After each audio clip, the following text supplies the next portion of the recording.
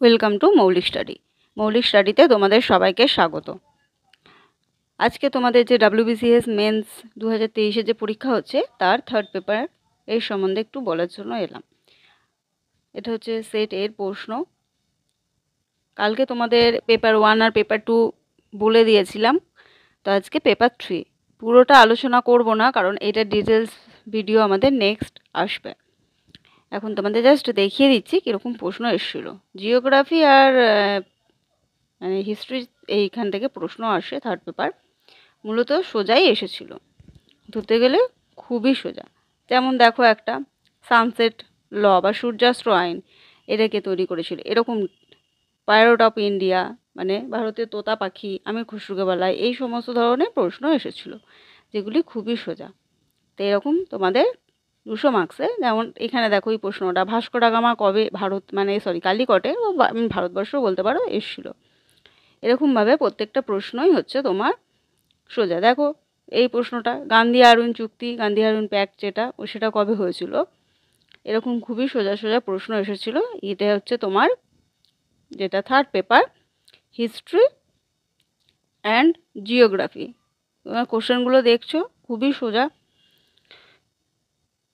সতী কবে পাস হয়েছিল, সতী আইন, এটাও তোমরা সবাই জানো। এরকম টাইপের খুবই সোজা সোজা প্রশ্ন এসছে।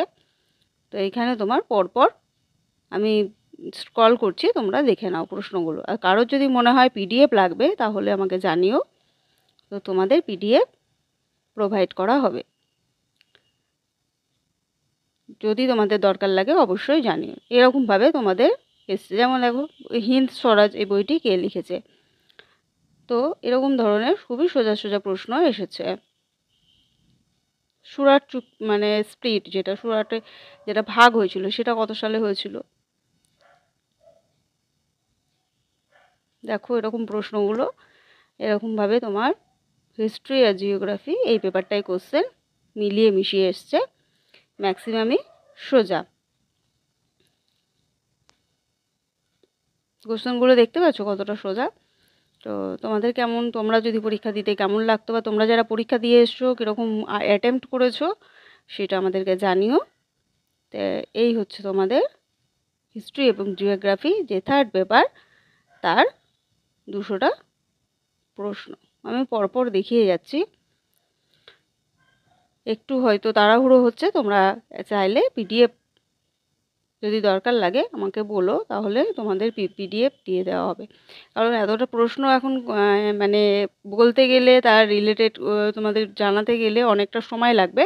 তাই জন্য এখন জাস্ট সবাইকে জানানোর জন্য এটা দেয়া হচ্ছে। পরে ফুল ভিডিও আসবে যেটাতে তোমাদের সঠিক উত্তর কোনটা, বাকি 3টে উত্তর কেন হচ্ছে না, সঠিক উত্তরের সাথে আর কি মনে রাখতে হবে, এই সমস্ত এইভাবে পরপর দেওয়া হবে।